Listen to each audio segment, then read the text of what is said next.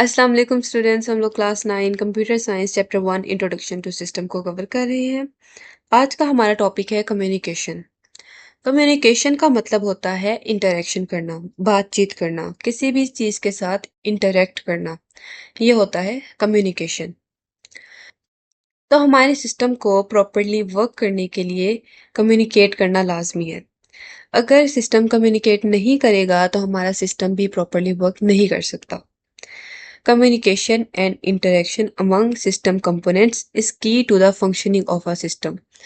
एक सिस्टम को चलाने के लिए उसका इंटरेक्शन करना और उसका कम्युनिकेट करना बहुत इंपॉर्टेंट पॉइंट है। अगर कम्युनिकेशन नहीं होगी तो हमारा सिस्टम वर्क ही नहीं करेगा। तो आपके माइंड में ये क्वेश्चन आना चाहिए कि ये हमारा जो सिस्टम है ये कम्युनिकेट कैसे करता है। तो ये कम्युनिकेट दो तरीकों से करता है। एक तो कंपोनेंट्स के थ्रू, मींस आपस में कंपोनेंट के थ्रू इंटरनली कम्युनिकेट करता है। देन ये इन्वायरमेंट के थ्रू कम्युनिकेट करता है। जब ये कंपोनेंट और इन्वायरमेंट के साथ कम्युनिकेट करता है देन हमारे पास हमारे सिस्टम का ऑब्जेक्टिव आता है। तब हमें पता चलता है कि हमारा सिस्टम हमें क्या दे रहा है। तो जैसा मैंने आपको बताया कि कंपोनेंट और इन्वायरमेंट के थ्रू कम्युनिकेट करता है तो इनके लिए दो पॉइंट्स हैं। पहला ये कि जब सिस्टम कंपोनेंट्स के साथ कम्युनिकेट करता है तो उसको हम इंटरनल इंटरेक्शन कहते हैं। और जब सिस्टम इन्वायरमेंट के साथ कम्युनिकेट करता है, इंटरेक्शन करता है तो उसे हम एक्सटर्नल इंटरेक्शन कहते हैं। तो स्टूडेंट्स ये दो मेन पॉइंट्स ही कम्युनिकेशन के हैं। पहला इंटरनल इंटरेक्शन जो कि कंपोनेंट्स के थ्रू होता है, देन एक्सटर्नल इंटरेक्शन जो इन्वायरमेंट के थ्रू होता है। इन दोनों को डिटेल में हम स्टडी करते हैं। सो जो फर्स्ट पॉइंट है system interaction with components mean internal interaction, वो कैसे होता है। तो हर सिस्टम के कंपोनेंट्स एक दूसरे के साथ कम्युनिकेट करते हैं। जब वो आपस में कम्युनिकेट करते हैं, इंटरनली कम्युनिकेट करते हैं, तभी जो हमारा जो सिस्टम है वो एक ऑर्गेनाइज्ड और स्मूथ वे में वर्क करता है। जब कंपोनेंट्स एक दूसरे के साथ कम्युनिकेट करेंगे तभी हमारे पास हमारे सिस्टम का ऑब्जेक्टिव हमें मिलेगा। इसके एग्जाम्पल अगर हम देखें तो इन्होंने हमें बुक में एग्जाम्पल दी हुई है कंप्यूटिंग सिस्टम में। सीपीयू कैसे वर्क करता है। सीपीयू और मेमोरी एक दूसरे के साथ कम्युनिकेट करते हैं। हर कंपोनेंट एक दूसरे के साथ कम्युनिकेट कर रहा होता है। जैसे कि हमारे पास कंप्यूटर में उसके कुछ कंपोनेंट्स होते हैं, कीबोर्ड है, माउस है, स्क्रीन है, सीपीयू है, मेमोरी है, ये सब आपस में एक दूसरे के साथ कम्युनिकेट कर रहे हैं। जब हम इनपुट देंगे तो देन वो सीपीयू में जाएगी, मेमोरी स्टोर होगी, हमें आउटपुट स्क्रीन पे मिलेगी। तो ये सारे आपस में कम्युनिकेट कर रहे हैं। इसके उन्होंने हमें सिर्फ सीपीयू और मेमोरी की एग्जांपल देके ये समझाया है। तो कंप्यूटर सिस्टम में सीपीयू और मेमोरी एक दूसरे के साथ कम्युनिकेट करते हैं। सीपीयू मेमोरी से डाटा फेच भी करता है और डाटा स्टोर करने के लिए भी वो मेमोरी के साथ ही कम्युनिकेट करता है। इस तरह सीपीयू और मेमोरी एक दूसरे के साथ कम्युनिकेट करते हैं। और यही होता है internal communication with components. Components का आपस में ही कम्युनिकेट करना। देन हमें बुक के अंदर ही बायोलॉजिकल सिस्टम की एग्जांपल दी गई है। तो बायोलॉजिकल सिस्टम में हमें ये एग्जांपल दी गई है कि जो हमारा ब्रेन है वो सिग्नल देता है हमारे मसल्स को, तभी हम प्रॉपरली मूव कर सकते हैं। तो ये भी हुई इंटरनली इंटरेक्शन। तो ये सारा टॉपिक था system interaction with component. Next हम देखते हैं सिस्टम इंटरेक्शन विद एनवायरनमेंट। माहौल के साथ हमारा सिस्टम कैसे इंटरेक्ट करता है।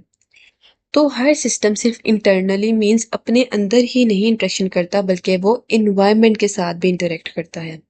और ये इंटरेक्शन सिर्फ और सिर्फ इनपुट और आउटपुट के थ्रू ही पॉसिबल हो सकती है। फॉर एग्जांपल यहाँ पे हमें दो तीन एग्जांपल दी गई हैं। फर्स्ट है वेदर मॉनिटरिंग सिस्टम। ये कैसे वर्क करती है कि हमें सेंसर्स के थ्रू इनपुट मिलता है और हम उस पे कुछ प्रोसेस करते हैं, वर्क करते हैं, देन हम उस पे आउटपुट देखते हैं। इसको डिटेल में हम समझते हैं कि वेदर मॉनिटरिंग सिस्टम वर्क कैसे करता है। वेदर मॉनिटरिंग सिस्टम में सेंसर्स इनपुट का काम करते हैं। ये इन्वायरमेंट में से मीन एक्सटर्नली डाटा को कलेक्ट करते हैं। टेम्परेचर कितना है, ह्यूमिडिटी, विंड, रेनफॉल, इन सब का डाटा कलेक्ट करते हैं इन्वायरमेंट में से। देन उसको प्रोसेस करते हैं, एनालाइज करते हैं और आउटपुट में हमें सिस्टम क्या करता है कि मौसम का स्टेटस बता देता है कि आज का मौसम कैसा है, आज का टेम्परेचर कैसा है। तो ये सब एक्सटर्नली वर्क कर रहा है। एक्सटर्नली वो सारा डाटा कलेक्ट कर रहा है और हमें आउटपुट में उस डाटा को शो कर रहा है। वेदर मॉनिटरिंग सिस्टम में हम लोग फोरकास्टिंग भी देखते हैं, फ्यूचर का अंदाज़ा भी लगा सकते हैं कि कल बारिश होगी, कल कितना टेम्परेचर होगा। तो ये सारा कुछ माहौल से डाटा कलेक्ट करता है, इनपुट एंड आउटपुट के थ्रू हम इसको चेक करते हैं। नेक्स्ट बुक में ही हमें एक और एग्जांपल दी गई है कंप्यूटिंग सिस्टम की। तो कंप्यूटर सिस्टम इन्वायरमेंट के साथ कैसे इंटरेक्ट करता है कि ये कुछ डिवाइसेस जैसे स्कैनर, कीबोर्ड या माउस, इनके थ्रू इनपुट लेता है एंड देन वो हमें शो करता है आउटपुट प्रिंटर में या फिर स्क्रीन में। मींस यूजर इनपुट डिवाइसेस के थ्रू हमें डाटा देते हैं और हम उसको आउटपुट स्क्रीन में देखते हैं। तो ये कंप्यूटर सिस्टम ऐसे एनवायरनमेंट के साथ इंटरेक्ट करता है। अगर एनवायरनमेंट में यूजर नहीं होगा डाटा देने के लिए तो कंप्यूटर सिस्टम वर्क नहीं करेगा। नेक्स्ट हमें एक और एग्जांपल दी गई है जो कि बायोलॉजिकल सिस्टम के थ्रू है कि जो जानवर हैं मींस एनिमल्स हैं वो प्लांट्स और दूसरे एनिमल्स के साथ इंटरेक्ट करके एक प्रॉपर फूड चेन बनाते हैं। इसको थोड़ा एक्सप्लेन में हम देखें तो वो कुछ ऐसे है। फूड चेन कुछ ऐसे वर्क करती है कि जो ग्रास एक प्रोड्यूसर है उसको ग्रास होपर या इंसेक्ट्स खाते हैं जो कि प्राइमरी कंज्यूमर्स हैं।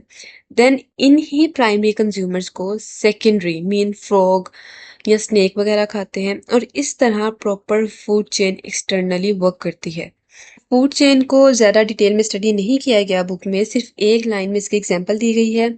अगर आप चाहे तो तीनों एग्जांपल्स करें, नहीं तो आप एक एग्जांपल इनमें से कोई भी कर सकते हैं। सो ये था आज का लेक्चर जिसमें हम लोगों ने कम्युनिकेशन को देखा, इंटरनली और एक्सटर्नली कैसे ये एक दूसरे के साथ सिस्टम कम्युनिकेट करते हैं। होप सो आपको आज की लेक्चर की समझ आ गई होगी। Thank you for watching this video.